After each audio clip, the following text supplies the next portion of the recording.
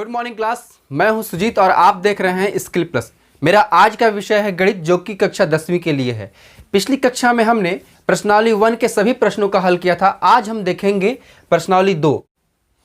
प्रश्नावली 2 का हमारा पहला प्रश्न है, यदि px = x का cube plus x square minus 5x plus 8 को निम्नलिखित से भाग करें तो शेषफल प्रमेय की मदद से शेषफल ज्ञात कीजिए। यहाँ पे 5 भाजक दिए हुए हैं, x + 1, 2x - 1, x + 2, x - 4, x + 1/3। इस भाजक से इस भाज्य को हमें भाग देकर शेषफल ज्ञात करना है। मगर हमें इस बात का ध्यान रखना है कि हमारा जो पुराना स्ट्रक्चर है, इस पे भाग न देकर हमें शेषफल प्रमेय का उपयोग करना है। शेषफल प्रमेय को उपयोग करना है तो आइए पहले हम लोग शेषफल प्रमेय को समझते हैं। तो हमारा शेषफल प्रमेय हो जाएगा,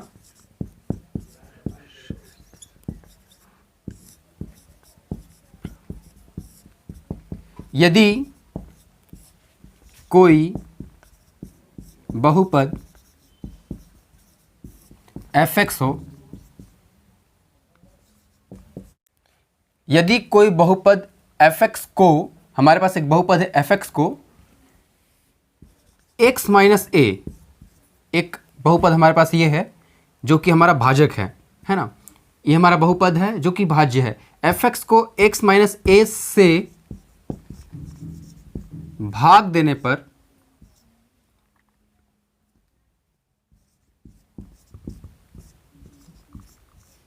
fx को x - a से भाग देने पर शेषफल fa हो जाता है।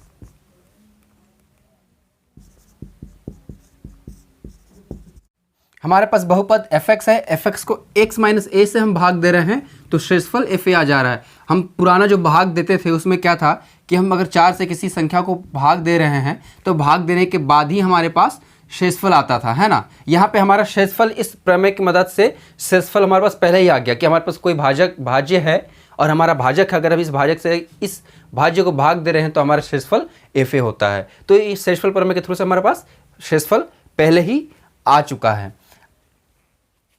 तो जहाँ पे fa जो होता है, ये हमारा जो fa है वो एक प्रकार का fx का मान होता है, fx का मान होता है। तो fx का जो मान आएगा वो हमारा fa होगा, मतलब fx का जो मान आएगा वही शेषफल होगा, है ना। जब x बराबर a हो, x बराबर a कैसे होते हैं, जैसे आप भाजक को देखिएगा, हमारा भाजक कहाँ है, x - a है। तो x - a हमारा भाजक है, इसे हम एक समीकरण में रख लेते हैं, = 0 मान के चलते हैं कि x - a = 0। तो x बराबर क्या हो जाएगा, a को उधर हम ट्रांसफर करेंगे तो ये हो जाएगा, तो x बराबर a।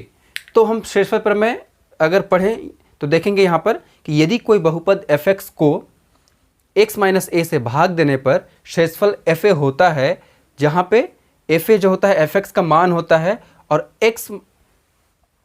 जब x बराबर a हो, तो ये हमारा शेषफल प्रमेय है। आइए हम आगे प्रश्न को सॉल्व करते हैं।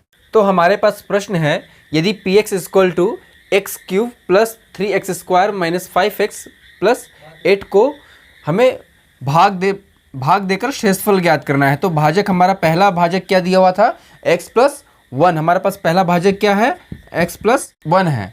तो हम लिखेंगे px = x³ प्लस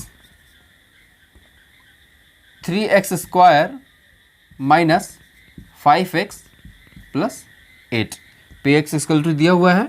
हमारा gx क्या हो जाएगा, gx में ये जो px और जो gx है वो मैं भाज्य और भाजक का मान रख रहा हूँ। ये मेरा भाज्य है और ये मेरा भाजक है। भाजक क्या दिया हुआ है हमारा, x + 1, और हमें शेषफल ज्ञात करना है।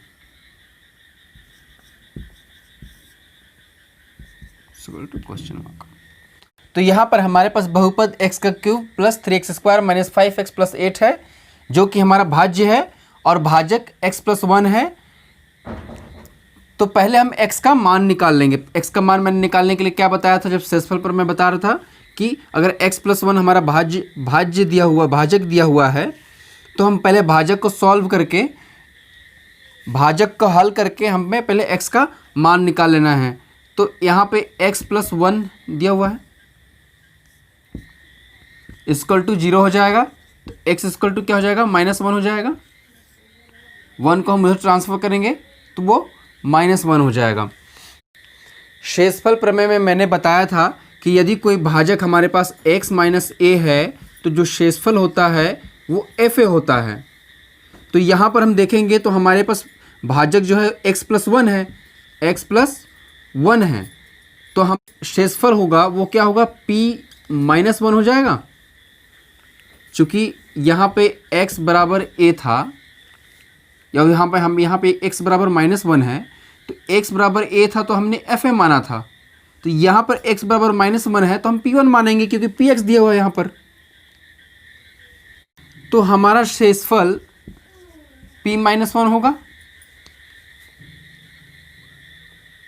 शेषफल प्रमेय की मदद से आइए हम x का मान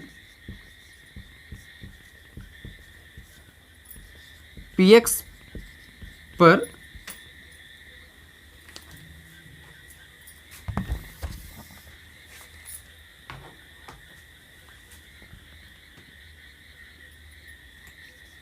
x का मान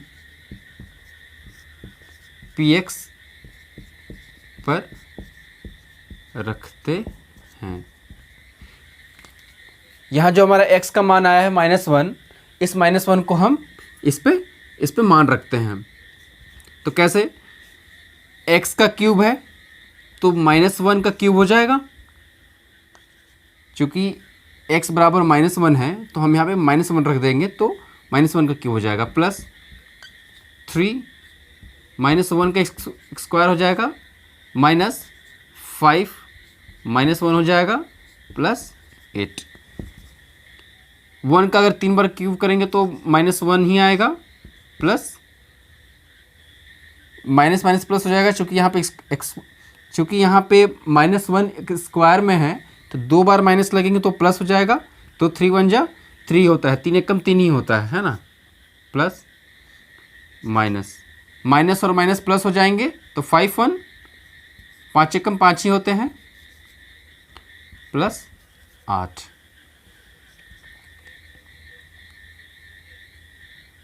तीन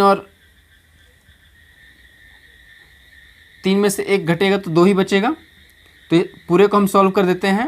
8 5 13, 13 और 3 16, 16 में से एक गया तो 15। तो हमारा शेषफल कितना आ गया, 15 आ गया, जो कि हमने शेषफल प्रमेय की मदद से हमने ज्ञात किया है। तो ये हमारा पहले प्रश्न का आंसर है। यदि आप इसे नोट करना चाहें तो आप नोट कर सकते हैं। वीडियो को पॉज करके हम अगला प्रश्न देखते हैं। अब अगला भाजक हमारा दिया हुआ है 2x - 1। तो px तो हमारे पास सेम है, हमारे पास px है, तो px इक्वल टू यहाँ पर लिख लेंगे x का cube plus 3x square minus 5x plus 8। gx हमारा क्या हो जाएगा, जो कि भाजक है, हमारा भाजक हो जाएगा 2x - 1। शेषफल इक्वल टू क्वेश्चन मार्क, जो कि हमें ज्ञात करना है। हमने यहाँ पे प्रश्नवाचक चिन्ह लगा दिया है, जो कि हमें ज्ञात करना है। तो सबसे पहले हम x का मान निकाल लेते हैं। यहाँ पे 2x - 1 इक्वल टू 0 हो जाएगा। तो x बराबर क्या हो जाएगा, 1 हम ट्रांसफर करेंगे तो 1, और ये 2 जो नीचे गया तो 1/2। तो x का जो मान होगा क्या होगा, 1/2 होगा। तो हमारा शेषफल जो है वो क्या बनेगा, p 1/2 बनेगा। जब हमारा, अभी मैंने शेषफल प्रमेय पिछली बार ही बताया कि यदि x इक्वल टू a हो तो fa बनता है शेषफल, वही था हमारा शेषफल प्रमेय।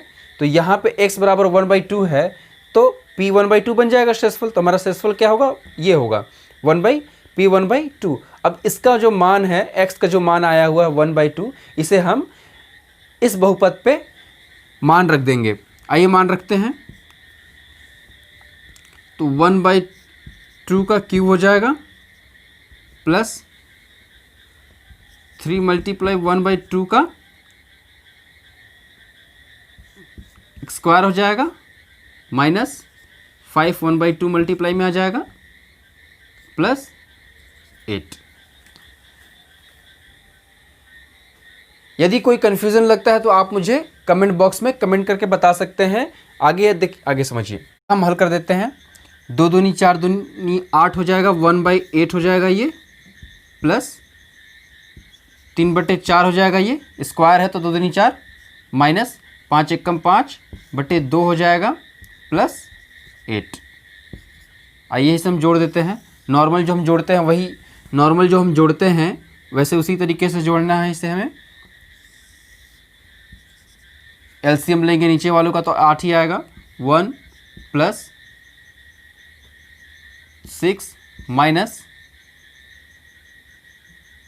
20 प्लस 64, टोटल 51/8 ये हमारा आंसर होगा।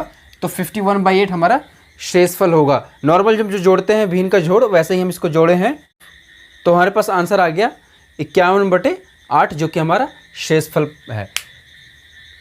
तो इस शेषफल प्रमेय की विधि से बाकी के प्रश्नों का हल आप स्वयं करेंगे, जो कि आपके लिए होमवर्क है ना। हम अगला प्रश्न देखते हैं।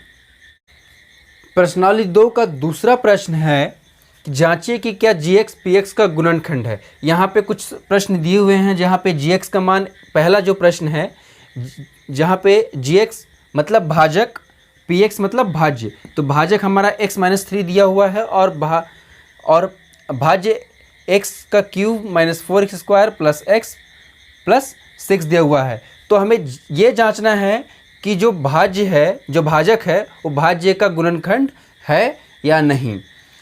तो सबसे पहले समझते हैं कि गुणनखंड क्या होता है। जैसे अगर मेरे पास कोई संख्या है 5, अब उन्होंने कहा कि 25 को हम भाग देना है, तो 5 से 25 को हम भाग देते हैं तो एक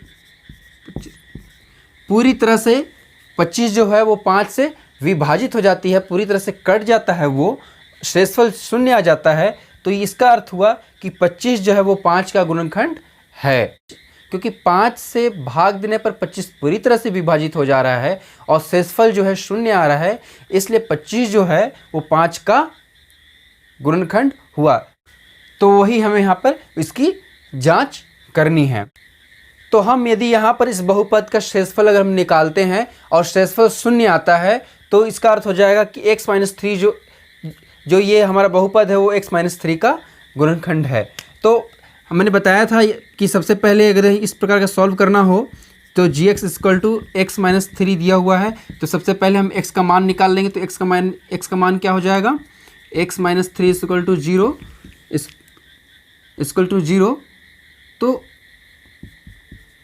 x बराबर हो जाएगा, 3 को उधर ट्रांसफर कर देंगे तो माइनस में है, उधर जाकर नेगेटिव में है, उधर जाकर वो पॉजिटिव हो जाएगा 3। x का मान हमारे पास 3 आ गया। इस x के मान को हम इस बहुपद पे रखेंगे। यदि उसका हल जो हुआ वो 0 आया तो ये गुणनखंड है, और 0 नहीं आया तो गुणनखंड नहीं है। p3 = 3 का cube minus 4 3 square plus 3 plus 6 हो जाएगा। जहाँ जहाँ वहाँ पर x दिया हुआ है वहाँ वहाँ मैंने 3 रख दिया। 3 तिया 9 तिया 27 हो जाएगा ये। 3 तिया 9 चौके 36 हो जाएगा ये। 6 और 3 9 हो जाएगा ये। 9 7 16 ये जुड़ जाएंगे आपस में तो 36 माइनस 36 हो जाएगा। एक पॉजिटिव में है, 36 में से 36 अगर हम माइनस करेंगे तो क्या आएगा 0। तो चूंकि शेषफल 0 है तो gx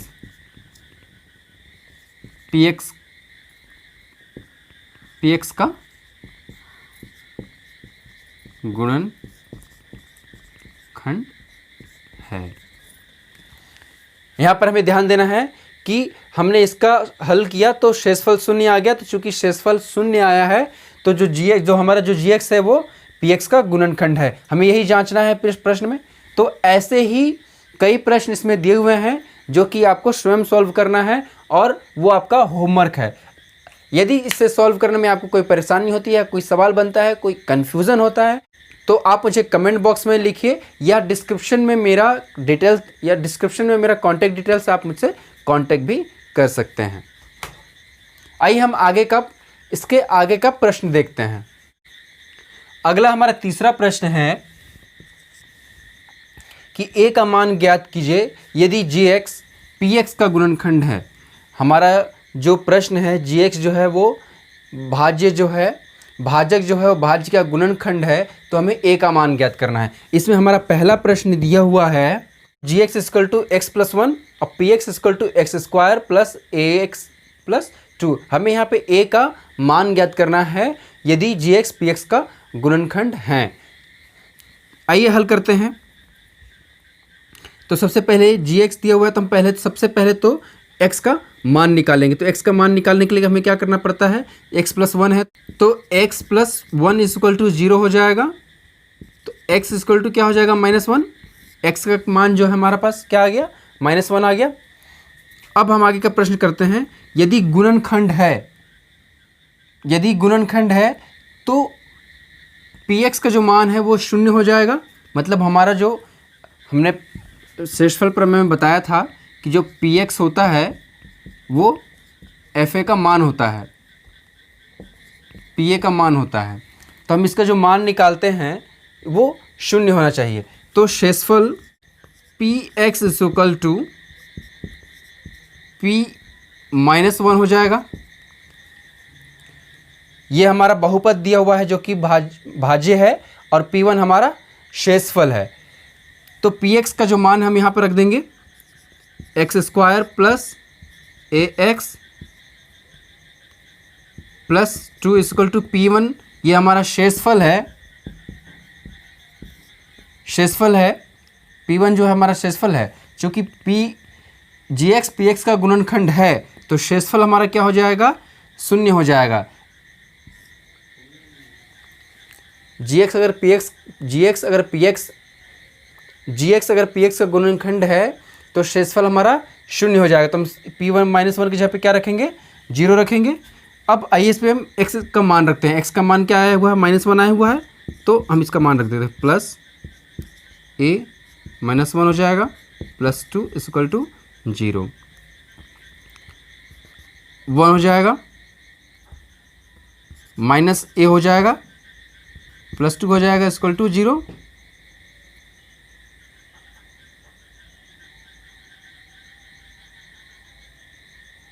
a को अगर हम तो ट्रांसफर करेंगे तो क्या हो जाएगा, 2 और 1 3 हो जाएंगे, ये इक्वल टू a, यानी कि a बराबर क्या हो गया, 3। तो a का मान हमारा कितना आ गया, 3। तो ये हमारा आंसर हो गया। तो हमें कैसे सॉल्व करना है ये समझ में आ गया कि सिंपल सा है। हमारे पास gx दिया हुआ है, px दिया हुआ है और gx जो है वो px का गुणनखंड है, तो शेषफल हमारा 0 हो जाएगा और x का मान हमें इस बहुपद के ऊपर लगाना है। लगा के से हम नॉर्मली जैसे हमने शेषफल प्रमेय में समझाया था कैसे हल करना है, तो वैसे ही मान रख के हम हल कर देंगे तो हमारा a का मान आ जाएगा। ये हमारा आंसर है। तो हमारा चौथा प्रश्न है कि जब किसी बहुपद fx को x² - 9 से भाग दिया जाता है, मतलब ये हमारा भाजक है, तब 3x + 2 शेषफल आता है। अगर इससे भाग दिया जाता है किसी बहुपद जो fx है तो शेषफल 3x + 2 आता है। जब इसी बहुपद को जो कि fx है, जब उसी बहुपद को x - 3 से भाग दिया जाए तो शेषफल क्या होगा। तो बहुत सिंपल सा प्रश्न है ये। हम जानते हैं कि चूंकि हमें इस प्रकार के प्रश्न को शेषफल प्रमेय से हल करना है तो हमें भाजक के ऊपर ज़्यादा ध्यान देना होता है, क्योंकि भाजक से हमें x का मान मिल जाता है और उस x के मान को हम जिस बहुपद जो हमारा भाज्य है उस पर मान रख के हम उसका हल निकाल सकते हैं। तो चूंकि यहाँ पे हमारा शेषफल दिया हुआ है, और भाजक x - 3 दिया हुआ है, तो इस भाजक की मदद से gx इक्वल टू यहाँ पे दिया हुआ है x माइनस 3। इसकी मदद से हम x का मान निकाल लेंगे। तो x का मान निकालेंगे तो क्या x का मान निकलेगा, x plus x minus 3 equal to 0 है, तो x बराबर 3 हो जाएगा। तो x का मान क्या आ गया हमारे पास, 3 आ गया। तो इस x के मान को अगर हम शेषफल पर रखें तो शेषफल दिया हुआ है यहाँ पे, शेषफल